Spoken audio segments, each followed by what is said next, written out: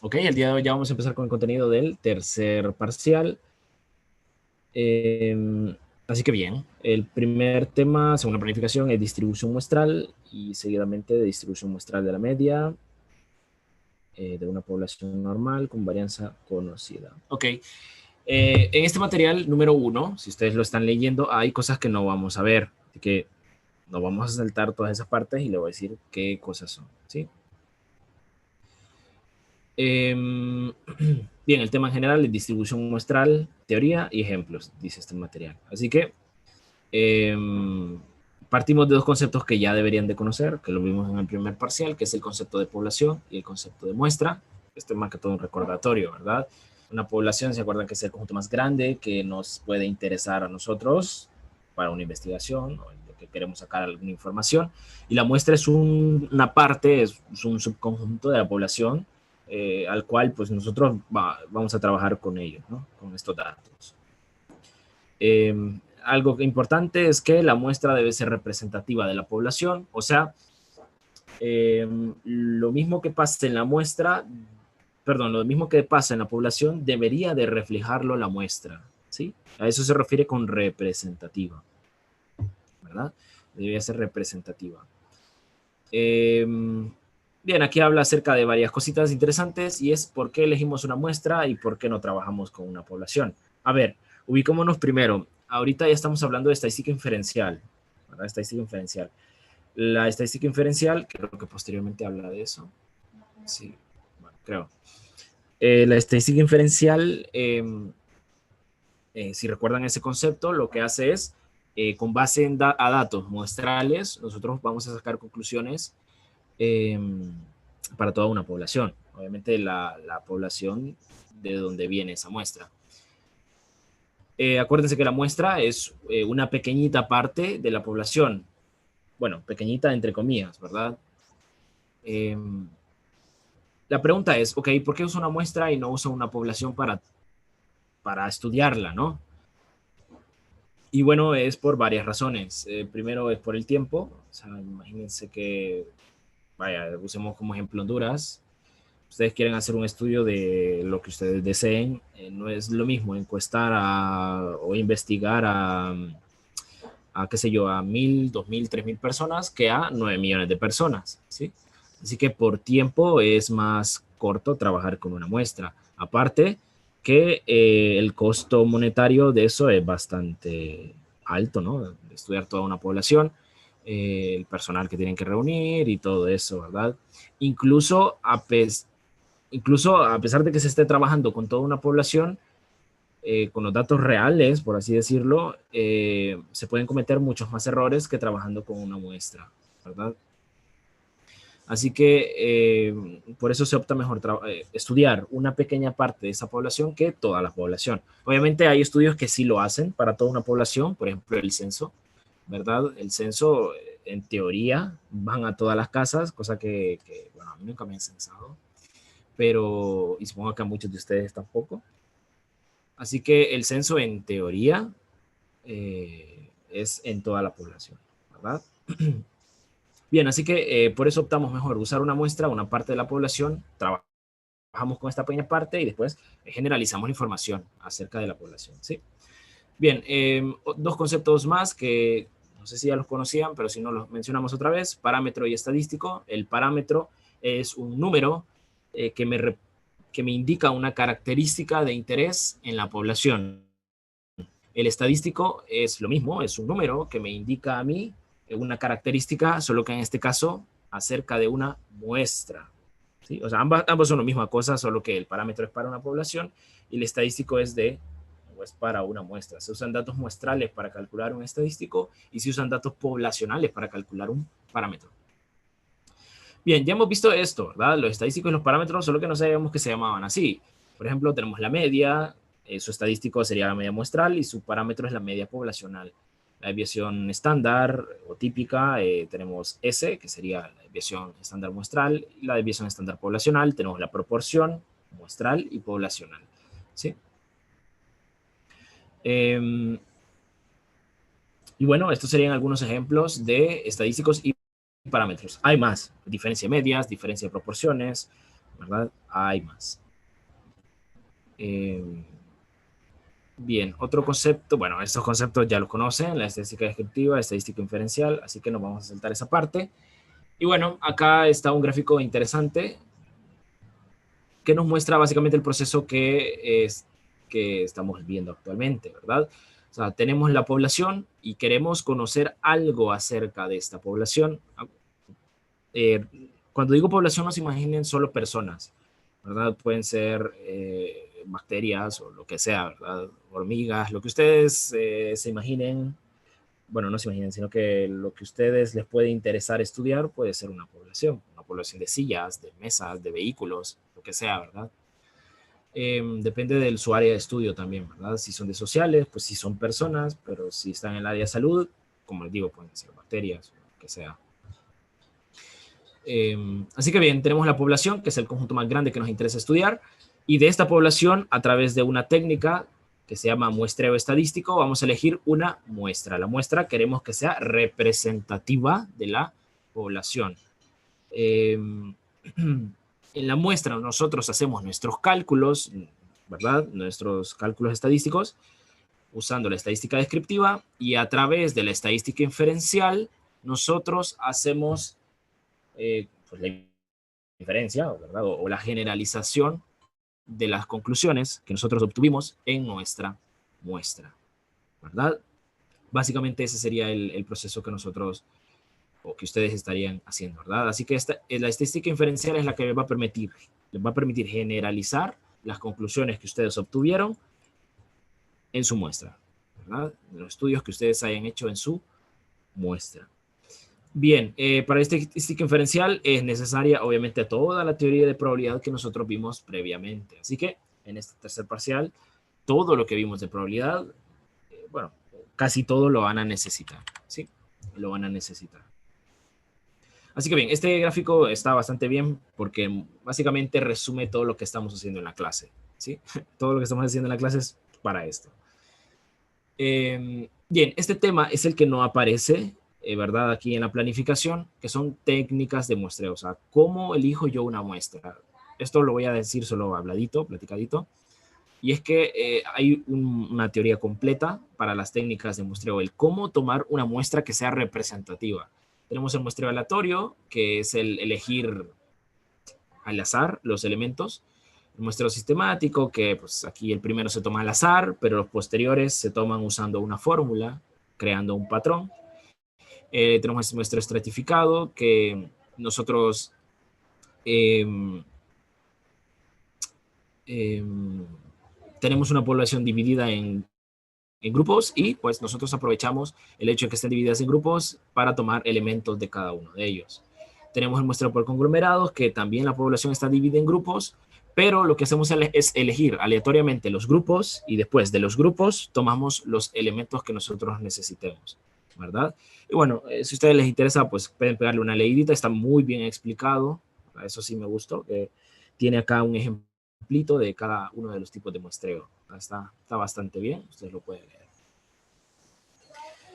Esto sí está interesante porque ya se lo mencioné ligeramente, pero bueno, lo vamos a reafirmar aquí.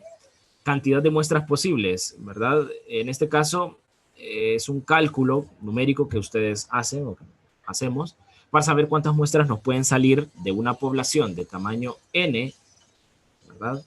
Cuántas muestras de tamaño n nos van a salir, ya sea con o sin reemplazo. Miren que si es con reemplazo nos salen n a la n muestras posibles. Si es sin reemplazo nos sale n combinación, n de cantidad de muestras posibles. Eso se lo mencioné ayer, solo que... ¿Se lo mencioné ayer? Creo, no. Bueno, no, creo que no lo mencioné a ustedes, fue otra clase, creo. Así que estas serían las cantidades de muestras posibles que nos quedarían tanto con como sin reemplazo, ¿verdad? Así que si el muestreo es con reemplazo, la cantidad de muestras que nos van a quedar es n a la n, y si es sin reemplazo, o sea, el elemento que sale no vuelve a entrar, es n combinación n, ¿verdad? N combinación n, y este es n a la n.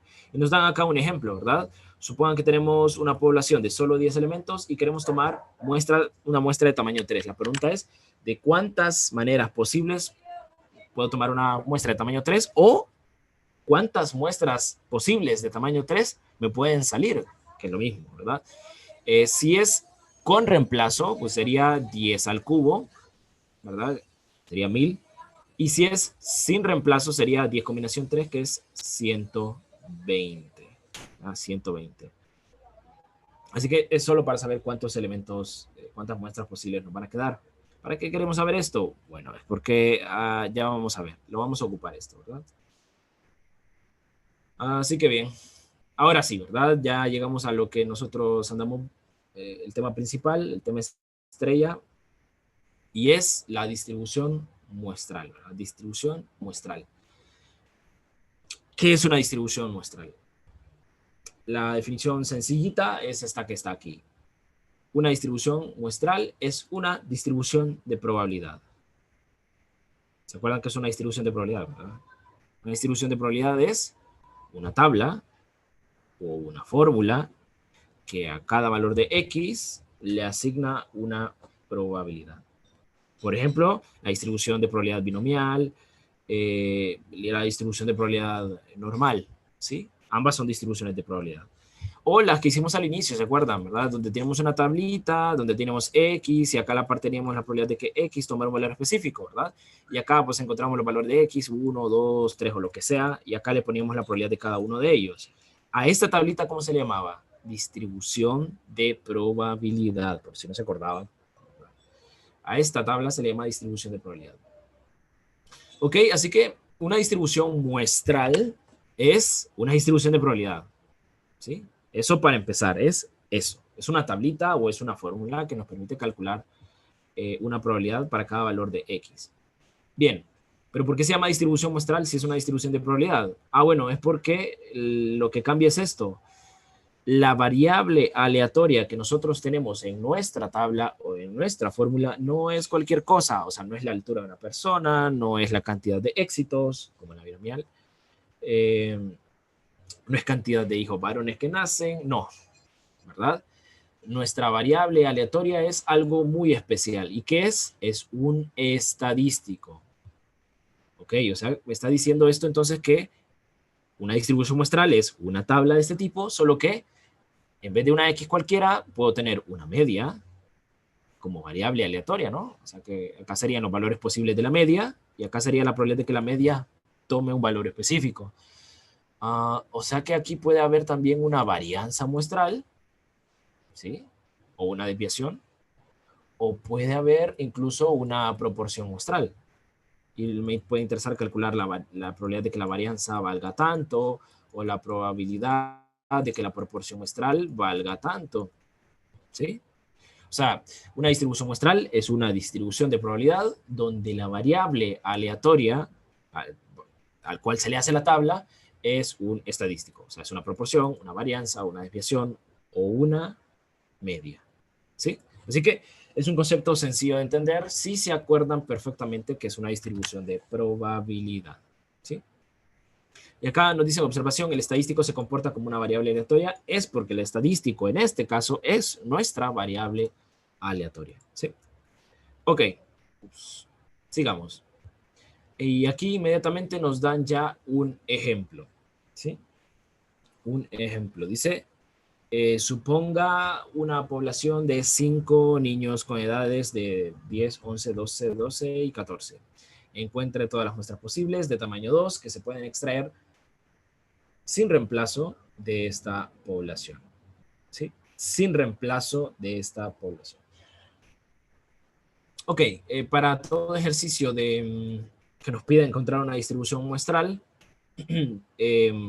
tenemos que,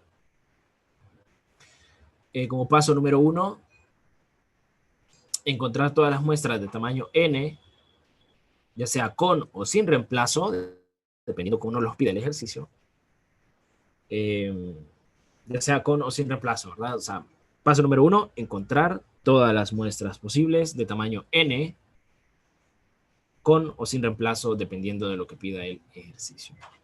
En este caso, les hago la pregunta, ¿cuántas muestras de tamaño 2? Miren que acá ya me dice de qué tamaño son las muestras que yo quiero tomar.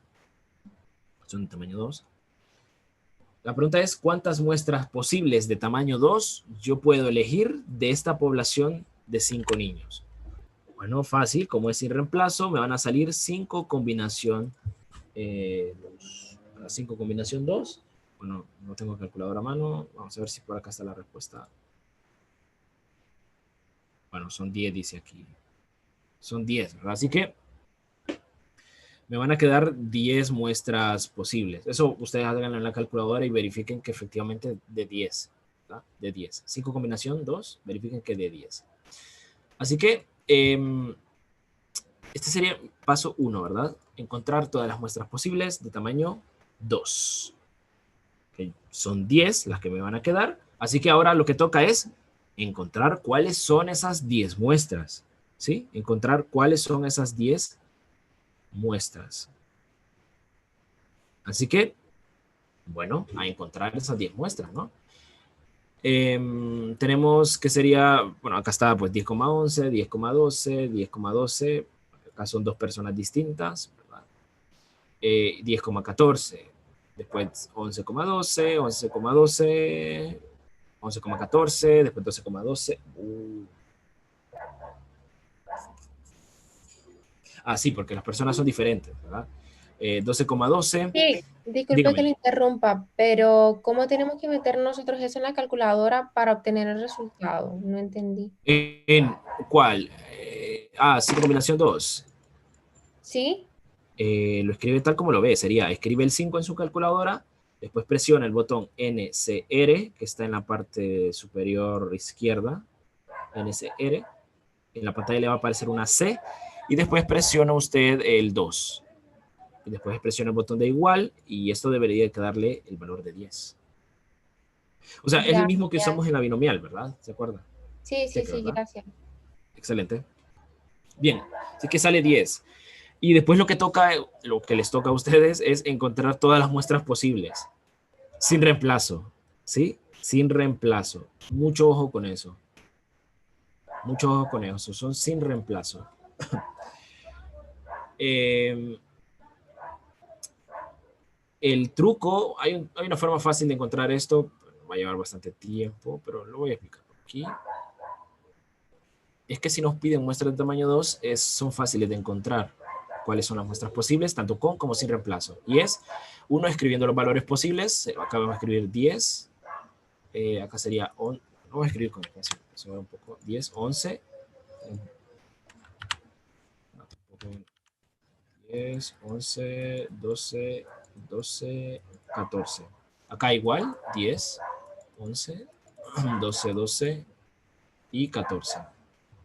Bien, miren que aquí tenemos una tabla en la cual si unimos cada extremo vamos a obtener una muestra posible, ¿sí? No pierdan de vista que lo que estamos haciendo es encontrar muestras de tamaño 2 y que estos números que ven aquí, este 10, 11, 12, 12, 14, son las edades de los niños de esta población, que solo son 5. Bien, las muestras posibles serían, por ejemplo, 10,10. ¿Qué sería esta muestra? Ah, bueno, es la muestra donde elegí 2 veces al niño que tiene 10 años, ¿sí? Otra muestra, por ejemplo, 10,11. Bueno, esta es otra muestra en la cual me quedó un niño de 10 años y el otro de 11. ¿Verdad? Acá teníamos 10,12, acá 10,12 otra vez, acá tendríamos 10,14, ¿verdad? Acá, por ejemplo, tendríamos 11,11, acá 12,12, acá también 12,12. Estoy haciendo la diagonal, ¿verdad? Ya les digo por qué. Acá sería 14,14. Acá tendríamos 11,12, acá tenemos 12,12, porque coinciden los dos que tienen 12 años, ¿verdad? No, perdón, este es 11,11. 11, a ver. Sí, es que 11,12 y acá 11,14. Acá sería 12,12 otra vez, acá sería 12,14 y este sería 11,14. Perdón, 12.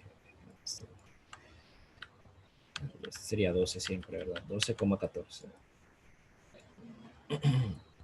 12,14. Todas esas que están aquí son muestras posibles, ¿sí? Son muestras posibles. ¿Por qué no completo la tabla? Bueno, es que si nosotros completamos la tabla, porque aquí faltan varios, ¿verdad? Acá faltan varios.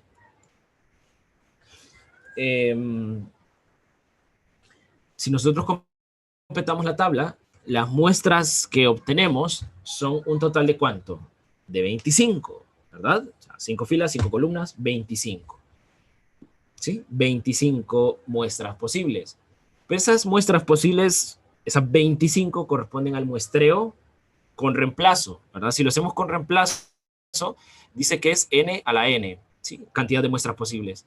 En este caso sería 5 al cuadrado, o sea, 5 elementos de la población elevado a las muestras de tamaño 2, ¿y esto cuánto vale? 25, ¿verdad? O sea que todas las muestras, o sea, si encuentro todas las muestras de esta tabla, todas serían 25, que corresponderían al muestreo con reemplazo, ¿sí? El muestreo con reemplazo.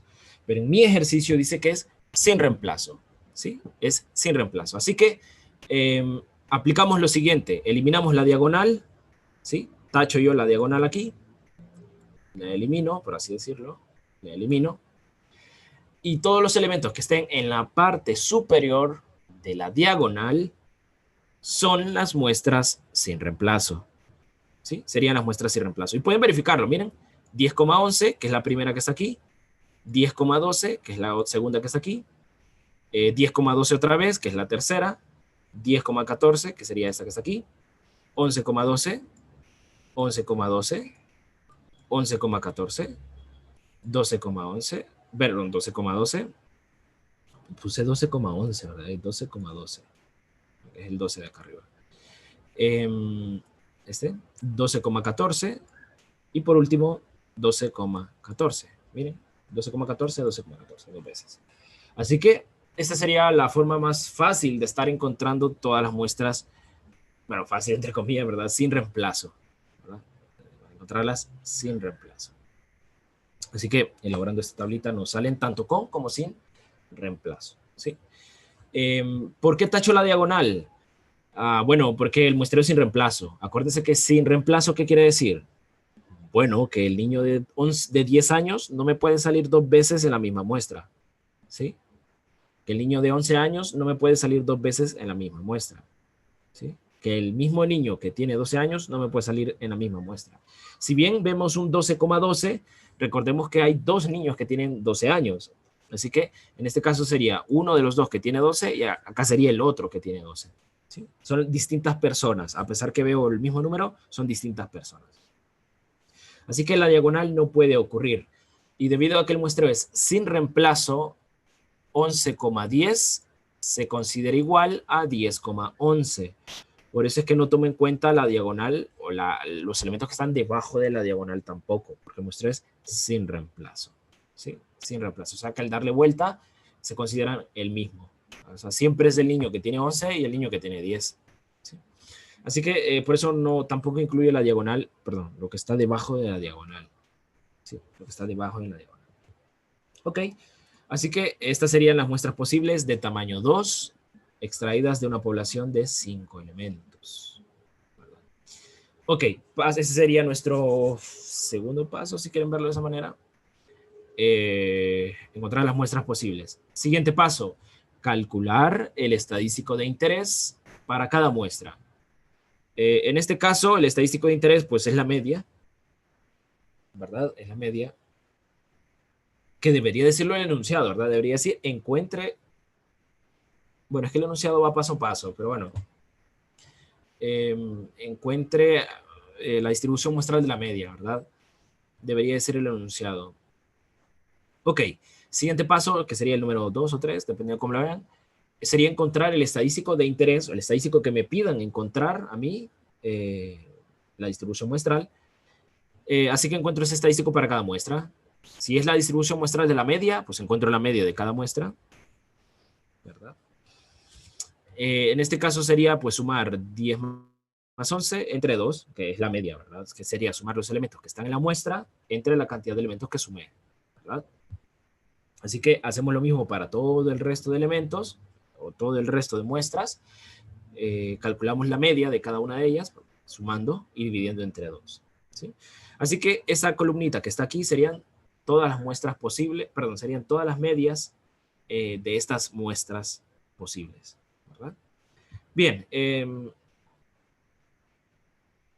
ya una vez que nosotros encontramos todas las medias posibles para estas muestras, lo que hacemos es elaborar ya la distribución muestral o la distribución de probabilidad para la media, ¿sí?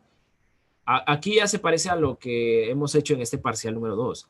Ahora lo que hacemos es escribir los valores posibles de la media, que en este caso por ejemplo, sería 10.5, 11, 12, 11.5, 12.5 y 13. Esos son los valores posibles de la media para todas estas muestras que nosotros tenemos aquí, ¿sí? Son todos los valores posibles de la media. Y ahora, al igual que nosotros hicimos en este parcial 2, calculamos las probabilidades de cada uno de ellos. ¿Cuál es la probabilidad de que una muestra tenga media 10.5? Fácil. Sería una muestra de 10 posibles, así que sería un décimo. Que valga 11 la media, pues fácil, sería 2 de ¿cuántas? 2 de entre 10 muestras posibles o 10 medias posibles. Así que así se hizo el resto, ¿verdad? Punto 10, punto 20, punto 20, punto 20, punto 10, punto 20. Todas estas se encontraron dividiendo la cantidad de veces que, la cantidad de muestras que tienen esa media entre el total de muestras posibles, ¿sí? Por ejemplo, 13. Hay dos muestras que tienen media 13, así que sería 2 entre 10. Eso es punto 20, ¿sí? Así que miren, encontramos una tabla que se parece mucho a las del segundo parcial, ¿verdad? Y fíjense que es más, todo lo que ustedes han aprendido para esa tabla del segundo parcial, esta distribución de probabilidad, todo aplica para esta misma tabla, ¿sí? Todo aplica. Le podemos encontrar media, le podemos encontrar varianza, ¿verdad? Podemos calcular pues probabilidades con esta tablita que está aquí. Así que todo lo que ustedes aprendieron aplica para esta misma tabla. Bueno, acá lo dice, ¿verdad? Esta función o distribución de probabilidad le llamamos distribución muestral de la media. Bueno, esto es lo que acabamos de ver.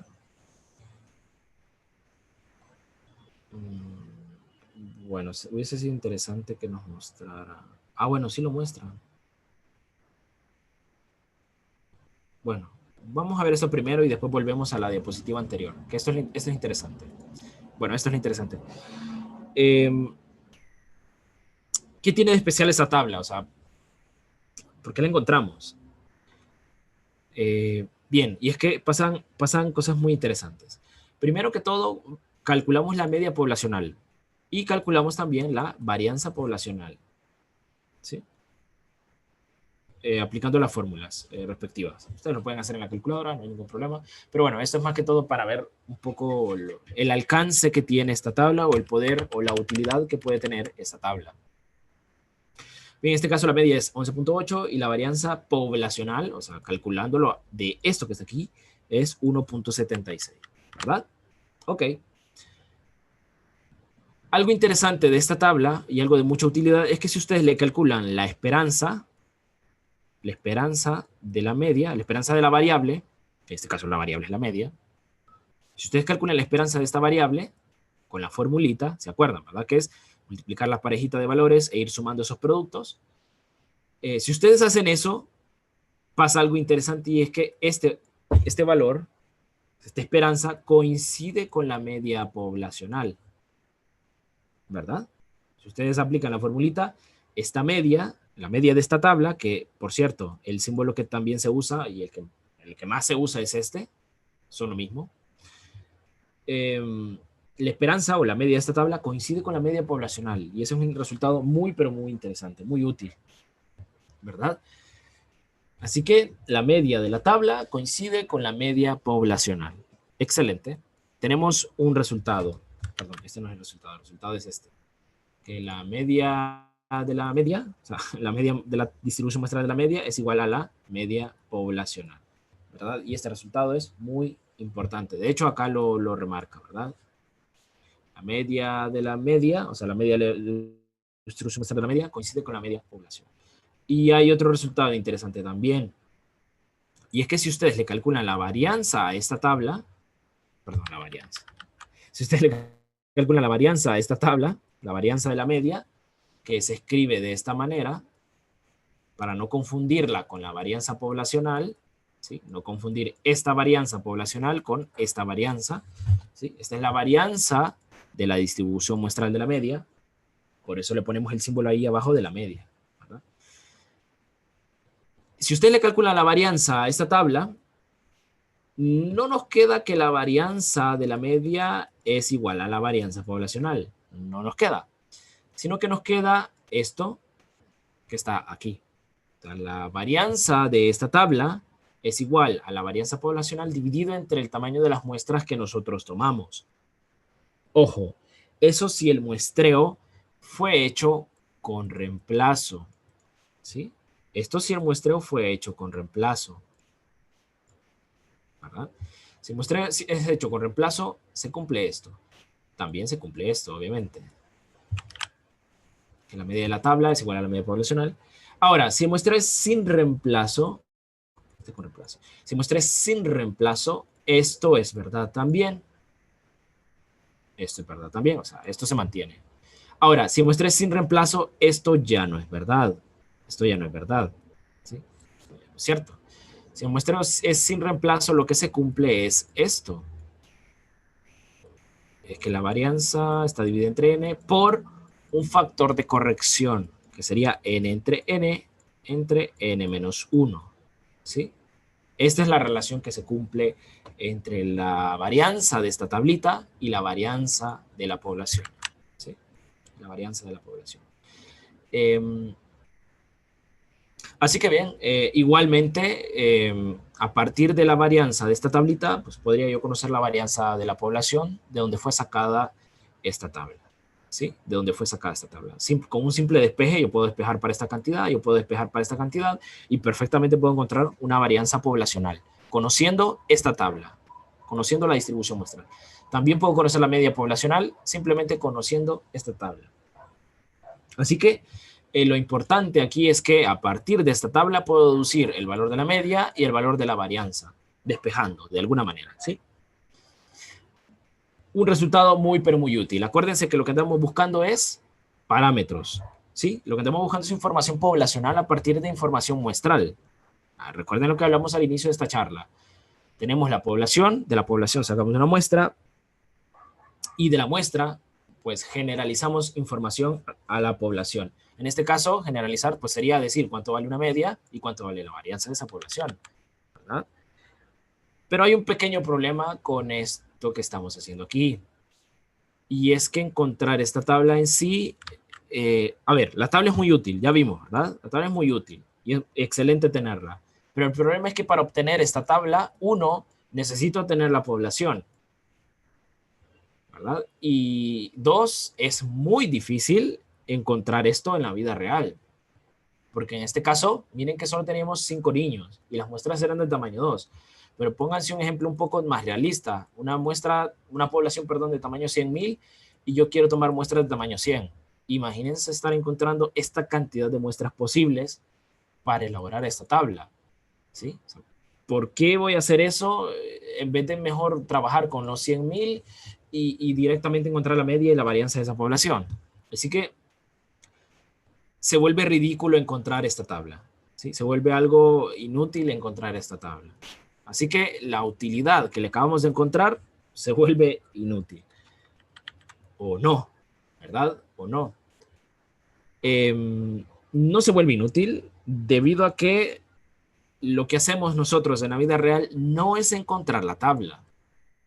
Sí, porque ya vimos que no tiene sentido. No encontramos la tabla, sino que la aproximamos con una distribución que ya conozcamos, ¿sí? La aproximamos con una distribución que nosotros ya conocemos. Específicamente, para el caso de la media, nosotros vamos a utilizar la distribución normal Z. Bueno, vamos a también utilizar otra que se llama distribución T, que la vamos a ver, para aproximar la distribución muestral de la media. O sea que no es necesario encontrar la tabla para hacer uso de sus bondades. Y eso ya se vuelve algo excelente, ¿no? Así que sin encontrar esta tabla, puedo utilizar sus bondades, por así decirlo, a través de una aproximación con la tabla Z y con la tabla T, que esto no lo hemos visto, ¿verdad? Lo vamos a ver posteriormente. Así que bien, eso sería, ¿verdad? Lo que vamos a discutir hoy. A ver, otra cosa antes de terminar es que esta aproximación a Z no la voy a hacer con cualquier ejercicio. O sea, sí, si bien la vamos a aproximar con Z, hay requisitos que hay que cumplir. Y el requisito principal, o el único que hay que cumplir, es que la población de donde sale esto, estas muestras, tiene que ser normal. ¿Sí? La población de donde salen las muestras tiene que ser normal. ¿Verdad? Así que, para efectos de ejercicio, les tienen que decir en el enunciado, ok, la población es normal para poder resolver ejercicios usando Z. ¿Qué pasa si la población no es normal o directamente yo no sé cómo se distribuye? ¿Qué hago? ¿Será que ya no puedo utilizar Z? No, hay una esperanza, un rayo de esperanza que se llama teorema del límite central o TLC. El TLC me va a permitir a mí, bueno, aquí está en la parte superior, el teorema del límite central, me va a permitir a mí, de alguna manera, seguir utilizando la tabla Z a pesar de yo no saber cómo se comporta la población, ¿sí? A pesar de yo no saber cómo se distribuye la población. Mañana vamos a ver cuál es el requisito que exige el teorema del límite central y pues ya vamos a ver un ejercicio, vamos a hacer este ejemplo que está aquí, ¿verdad? Ya esto es más o menos lo que se va a ver en examen o lo que sale en el tercer examen, este tipo de ejercicios. Así que bien, señores, por aquí nos quedamos el día de hoy. Muchas gracias por asistir. Nos vemos el día de mañana.